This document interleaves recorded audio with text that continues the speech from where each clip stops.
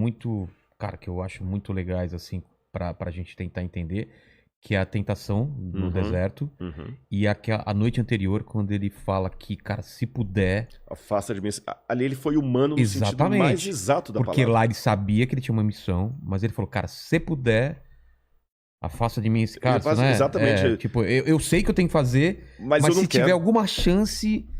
Cara, Ali ele você sabia da resposta já. sabia, mas você vê que ali ele foi humano de verdade. Mas explica pro pessoal que não sabe dessa passagem da Bíblia qual Tá. era o contexto. Vamos falar a do deserto. Quando ele do foi deserto tentado primeiro. Isso. pelo diabo, 40 dias. Por que ele foi pro deserto? Na cultura do Antigo Oriente Médio, o deserto é o lugar que prepara você para lutas espirituais. Tanto é que uma das palavras hebraicas para deserto é Midavar.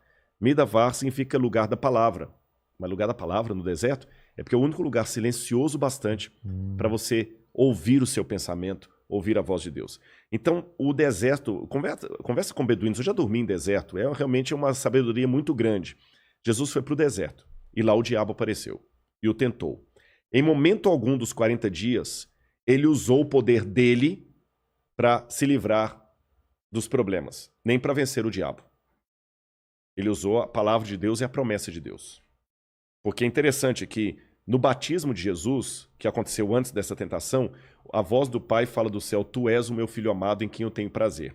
Quando o diabo aparece para ele no deserto, como é que você acha que Jesus estava no deserto? Eu já fiquei no deserto.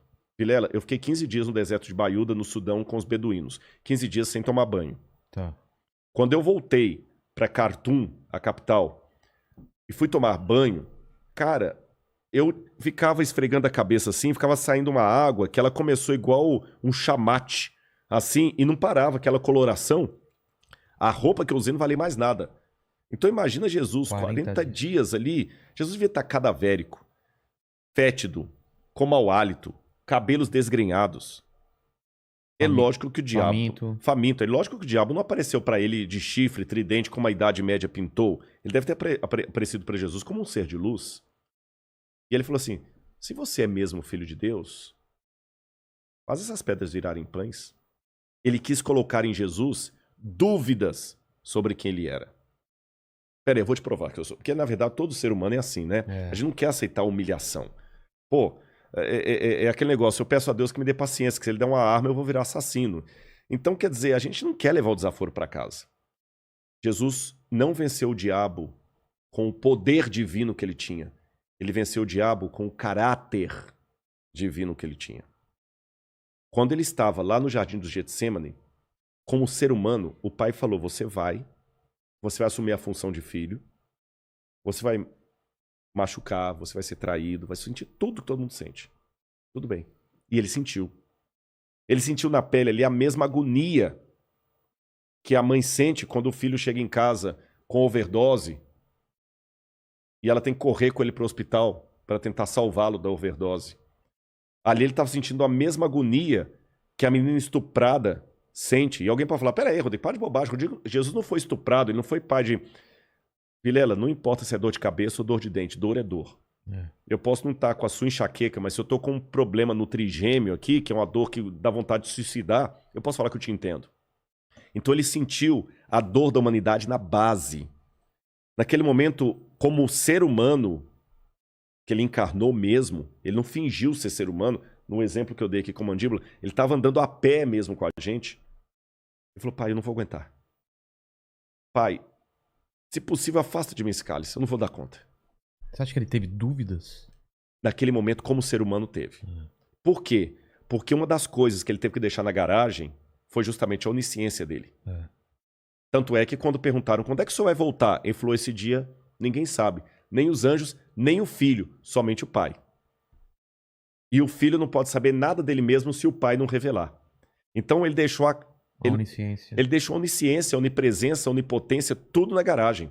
Os milagres que Jesus operou são milagres que outros homens de Deus também operaram. Ele ressuscitou Lázaro.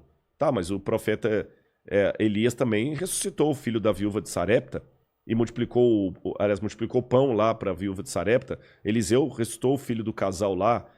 Ah, tá, Jesus andou sobre as águas. Moisés abriu o mar vermelho. Então o que Jesus fez foi como um homem pela fé em Deus Pai. É lógico que houve momentos em que a divindade brilhou pela humanidade, como, por exemplo, quando ele transfigurou no monte, que a tradição, a Bíblia não diz isso, a tradição chama de Monte Tabor. Mas no dia a dia, Jesus tinha que suar para ter o pão dele.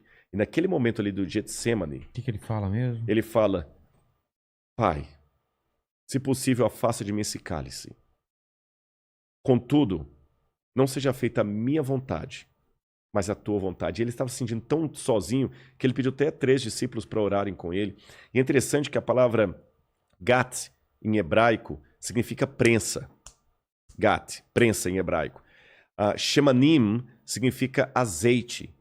Então, gat shemanim é a prensa do azeite. Jesus estava num lugar onde várias azeitonas eram imprensadas para sair o azeite puro. Azeite.